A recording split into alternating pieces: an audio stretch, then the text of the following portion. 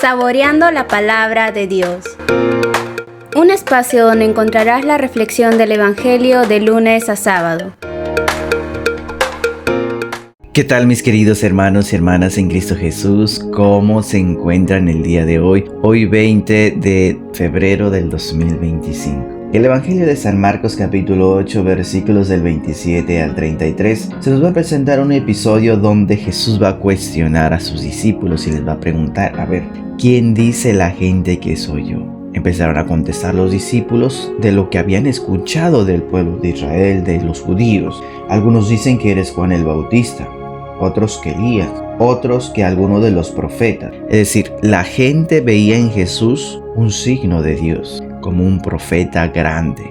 Decir que Juan, Elías o algún otro de los profetas, sobre todo compararlo con Elías. Elías era el príncipe de los profetas. Era el profeta mayor que había tenido el pueblo de Israel y que la gente tenía una estima tan grande, un respeto, y consideraban que él iba a regresar, iba a retornar al pueblo de Israel. Por eso la gente pensaba que Jesús era Elías, por los signos que hacía, por los milagros que hacía. Solo un profeta podía hacer semejantes milagros. Los sacerdotes del pueblo de Israel no hacían estas cosas. Solo los profetas podían tener esta autoridad de Dios para hacer los milagros. Por eso no lo ven como un rabino, no lo ven como un maestro, no lo ven como un sacerdote. Lo ven como un profeta que viene en nombre de Dios, que viene actuando con el poder de Dios. No veían en Jesús al Mesías, es decir, lo veían como un profeta, mas no como el Mesías, como el enviado de Dios, como el Emmanuel, el Dios con nosotros. Eso es lo que veía el pueblo de Israel en Jesucristo. Jesús le dice, bueno, eso es lo que dice la gente, pero ustedes, ¿quién dicen que soy yo? Y Pedro respondió al instante, al momento, tú eres el Mesías. Los discípulos sí creen que Jesucristo es el Mesías, el Emmanuel, el Dios con nosotros. Pedro sabe que él no es el profeta, él es el Mesías. Y por eso lo han dejado todo para seguirlo. Lo han dejado todo para encaminarse y ir detrás de Jesucristo. Porque si fuera un simple profeta, no hubieran dejado todo para seguir al Señor.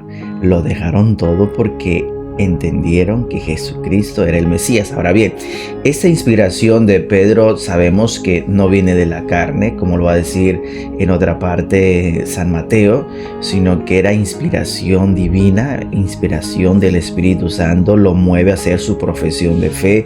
Tú eres el Mesías. Jesucristo les va a decir que no lo anden contando porque todavía no es el momento, no es la hora, no ha llegado la hora del Hijo de Dios.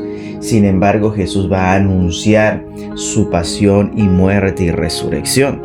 Va a anunciar que va a sufrir mucho, va a padecer mucho por las manos de los hombres, pero que al tercer día va a resucitar. Pedro, que ha hecho su profesión y reconoce en Jesús que es el Mesías, lo aparta del grupo de los 12 y les dice, Maestro, ¿cómo es que vas a padecer todo eso? No lo vamos a permitir. Y lo va a reprender. Pero Jesús le va a decir, apártate de mí, Satanás. Retírate, porque esto no es lo que Dios quiere. Esto es lo que tú quieres, es lo que Satanás quiere. Esto está en contra de la voluntad de Dios. El hombre sí va a padecer mucho.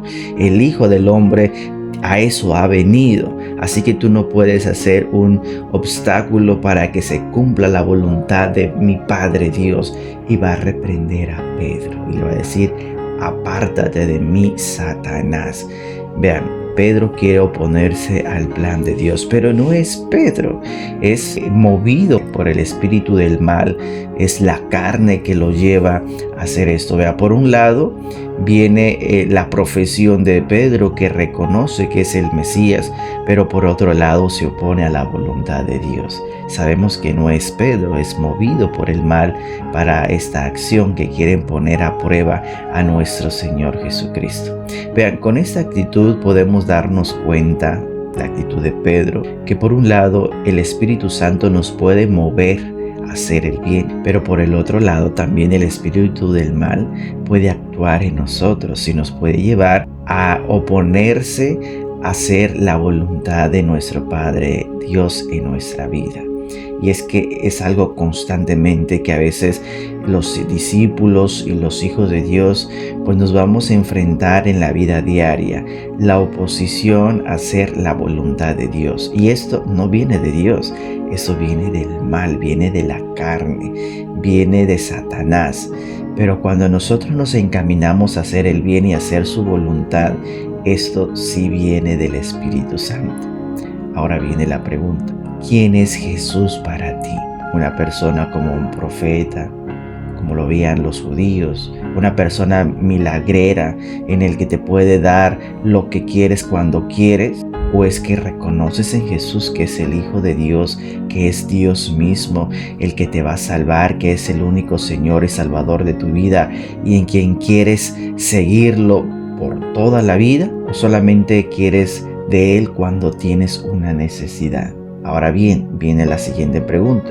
En la vida diaria, ¿cómo es que tú descubres la voluntad de Dios en tu vida? ¿Cómo te das cuenta del obrar de Dios en tu vida?